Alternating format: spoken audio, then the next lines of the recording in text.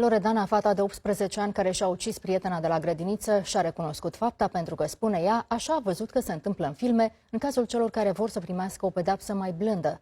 Pe parcursul audierilor, tânăra a fost brutal de sinceră. Le-a povestit anchetatorilor că după crimă a făcut curățenie în cameră ca să șteargă urmele de sânge de pe mochetă și de pe perete. Atenție, urmează imagini și detalii care vă pot afecta emoțional.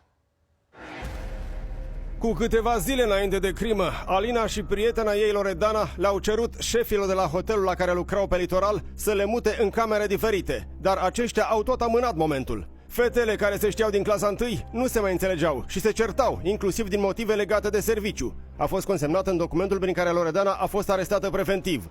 Am mai avut niște discuții contradictorii cu Alina legate de plecarea ei acasă, întrucât știam că vrea să plece din hotel, A declarat Loredana la audieri, după care a continuat. Într-un moment de furie, întrucât Alina îmi răspundea evaziv, am început să tremur. Inițial am ezitat, însă după aceea am înjunghiat-o.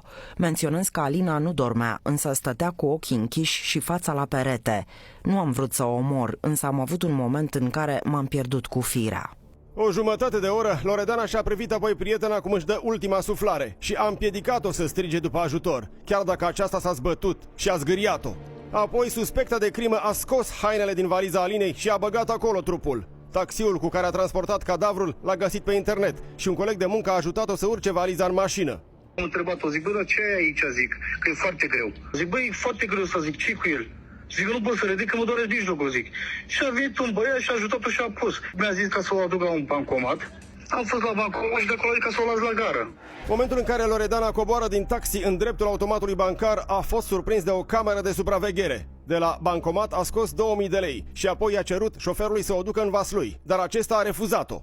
Și am lăsat-o în parc și eu de acolo nu știu ce s-a mai întâmplat. Nu era speriată, nu era absolut nimic, nu era ceva, era normală.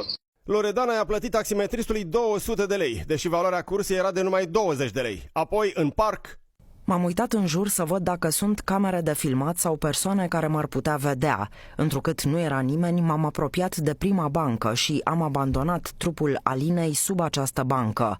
Am încercat să o pun pe bancă, dar era prea grea și nu am putut. a declarat fata de 18 ani, arestată pentru crimă. Apoi, suspecta a luat valiza și o vedem în aceste imagini surprinsă de o cameră de supraveghere cum verifică geamantanul și a pornit pe jos până la hotelul unde era cazată. Acolo Am început să fac curățenie în cameră, ștergând urmele de sânge de pe mochetă și de pe perete și am luat lenjeria și hainele murdare de sânge și le-am pus într-un sac de plastic. Acest sac l-am dus dimineață în tomberonul hotelului. Menționez că am apucat să stau o oră în pat, dar nu am reușit să dorm. le-a spus Loredana procurorilor.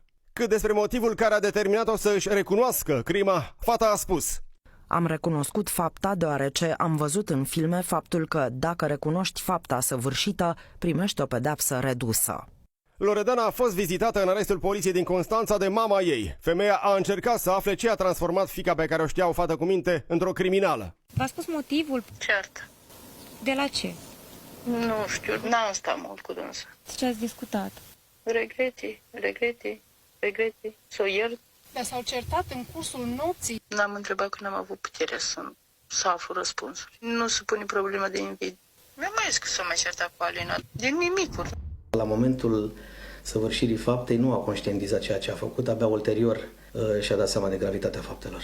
Nu putem să spunem că nu a avut discernământ. A invidiat-o pentru că, prin felul ei de a fi, victima a câștigat încrederea oamenilor, a câștigat bunăvoința lor și îi mergea din ce în ce mai bine.